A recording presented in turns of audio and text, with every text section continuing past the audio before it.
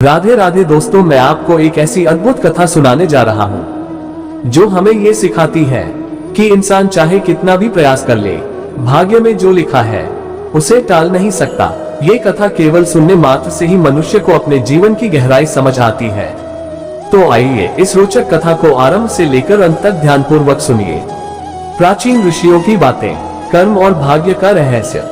उदाहरण, राजा नल और दमयंती कैसे महान राजा होकर भी उन्होंने भाग्य के दुख सहे। मनुष्य अपने कर्म से आगे बढ़ सकता है, लेकिन भाग्य में जो भुगतना है उसे टाल नहीं सकता। देवताओं का प्रिय दानवीर भी अपने भाग्य की लकीर से हार गया। जब कर्ण जन्म से ही अवैध संतान कहलाया और अंत में अपने भाग्यवश अर्जुन के हाथों मारा गया। संदेश कर्ण ने जितना भी दान और पुण्य किया, लेकिन जो नियति में लिखा था वही हुआ। श्री कृष्ण ने अर्जुन से कहा, हे पार्थ, इंसान अपने कर्म से धर्म निभाए, फल की चिंता न करे, क्योंकि फल तो भाग्य और परमात्मा के हाथ में है। एक भक्त रोज श्री कृष्ण से पूछता था कि मेरे दुख कब खत्म होंगे।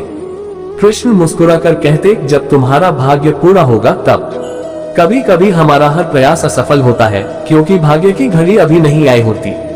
श्री कृष्ण कहते हैं, मैं एक गरीब किसान की कथा सुनाता हूँ जो दिन रात मेहनत करता था, लेकिन बार बार फसल खराब हो जाती थी।